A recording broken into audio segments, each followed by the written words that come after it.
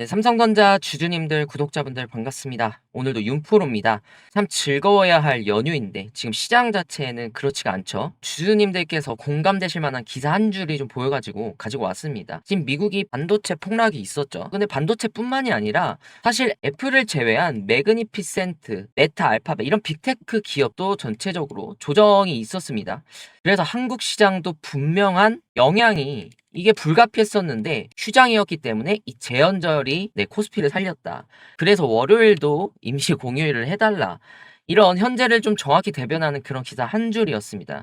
근데 알고 가셔야 할 게 일단 폭락 자체라고 표현을 했지만 다 범위 내에 있는 원인이었습니다. 전쟁 이슈 계속 있었죠. 그리고 매월 셋째 주 금요일은 이제 미국 옵션 만기이기 때문에 금요일이었죠, 이번 주.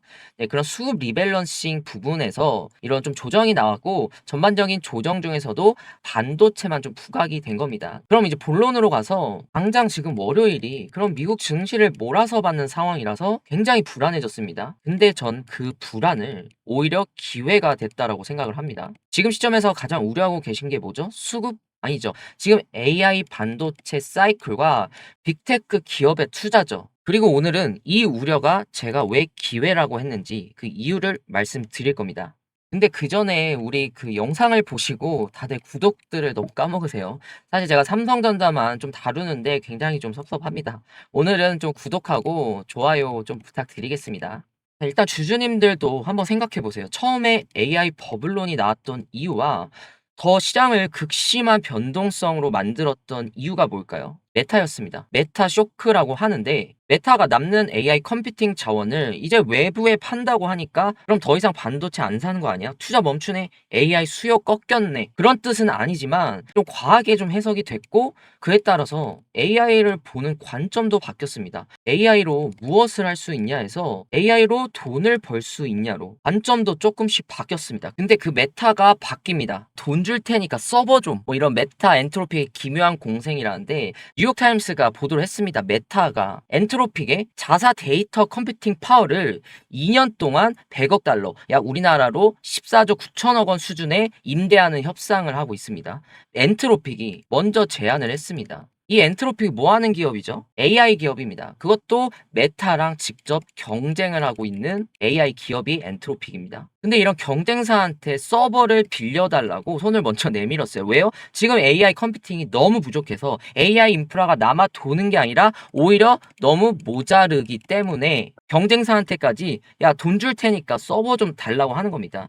근데 메타 입장에서도 이게 왜 좋냐? 조금 남는 서버를 이제 경쟁사한테 임대를 해서 결국 수익을 내겠다는 겁니다. 이게 처음에 메타발 노이즈가 있었을 때 새로운 관점이라고 말씀을 드렸죠. 아, 투자하는데 돈은 언제 벌 거냐. 근데 지금 투자도 계속되지만 돈까지 버는 이런 상황이 나오고 있는 겁니다. 지금 서로 경쟁사까지 손을 벌리고 투자를 하고 있는데 이게 어떻게 AI 버블입니까? 그리고 우리는 지금 AI와 반도체 이 사이클을 의심하고 있지만 정작 기업들은 그렇지 않죠. 오히려 수요가 너무 많아서 서로 나눠 쓰고 있는 상황입니다. 근데 시장은 반대로 읽습니다. 지난주에 TSMC 실적 좋게 나왔습니다. 보시면 2분기 순이익이 전년 동기 대비했을 때 77.4%, 전분기 대비 23.4% 증가하면서 매출액은 36%가 늘었고 영업이익은 65.4%가 증가했습니다. 자, 말 그대로 우리가 기대했던 실적 훨씬 이상으로 어닝 서프라이즈가 나왔는데 그날 반도체 주가가 뭐 했냐? 빠졌습니다, 오히려. 왜냐?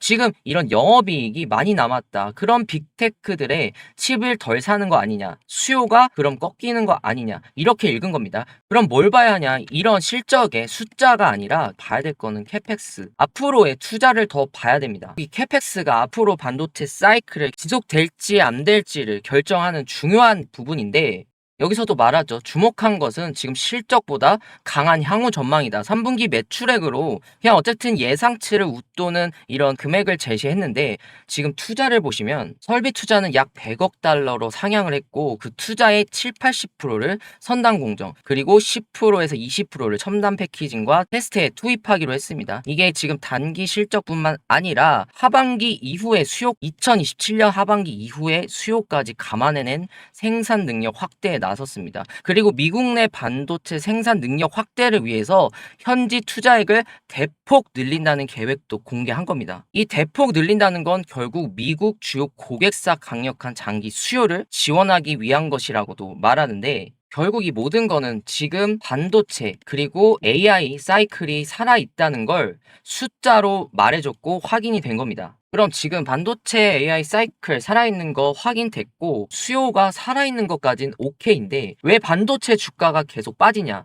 여기서 좀 헷갈리시는 분들이 많습니다. 매월 셋째 주 금요일이 이제 17일이었죠. 미국 옵션 만기일입니다. 수급 리밸런싱이 일어나는 날이에요. 구조적으로 이런 수급적인 물량이 나올 수밖에 없었고, 비교적으로 그런 반도체주에 좀 몰려 있었던 돈이 자금 순환이 좀 일어났던 겁니다. 그 증거도 있습니다. 지난주 반도체주 빠질 때 이제 빅테크는 버텼습니다. 지금 보시는 게 애플하고 마이크로소프트인데, 이게 좀 말씀드리고 싶은 건 지금 시장이 지금 반도체만 좀 팔고 빅테크로 좀 옮겨간 겁니다. 그래서 돈이 AI에서 나간 게 아니라 AI 안에서 움직이고 있는 겁니다. 그리고 이제 이런 빅테크들 이번 주에 실적 발표를 합니다. 알파벳이 1분기 때 클라우드 63% 성장에 캐펙스 가이던스 올리면서 그날 하루에만 10%가 넘게 올랐습니다. 이미 한번 보여줬어요. 지금 삼성전자는 더 말도 안 되는 실적들을 가지고 있습니다. 근데 오늘 숫자로 저희는 이미 예상을 했죠. 그래서 이런 숫자가 확인만 되면 다시 반도체 그리고 삼성전자에게도 추세가 확실히 바뀌는 시점이 올 겁니다. 그래서 좀 정리를 해보면 오늘 폭락이라고 표현은 했지만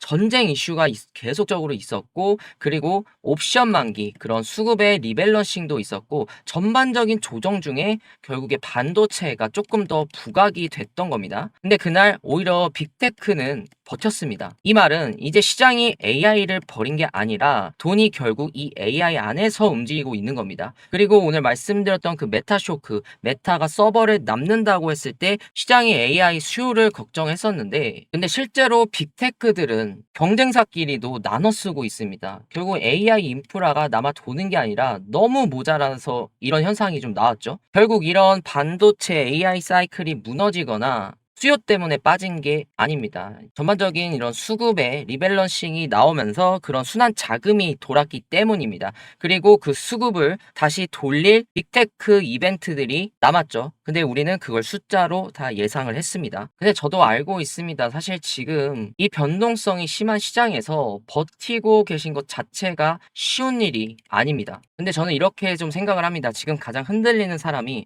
결국에 나중에 가장 후회하는 사람이 되는 경우가 많았습니다. 틀린 방향으로 버티는 거는 문제가 될 수 있지만 지금 우리가 보고 있는 방향은 절대 틀리지가 않았습니다. 수요 자체는 여전히 살아있고 그 돈들은 다 AI 안에서이고 빅테크는 계속적으로 투자를 하고 있습니다. 이 흐름 하나만 좀 기억하셨으면 좋겠습니다. 다음 영상에서는 이런 흐름에 대한 방향성과 기준점을 잡으실 수 있는 그런 정보들 가지고 영상에서 뵙겠습니다. 자, 오늘도 영상이 도움되셨다면 구독이랑 좋아요 한 번씩만 부탁드리겠습니다. 수고 많으셨습니다. 윤프로였습니다. 감사합니다. 여기서 좀 헷갈리시는 분들이 많습니다.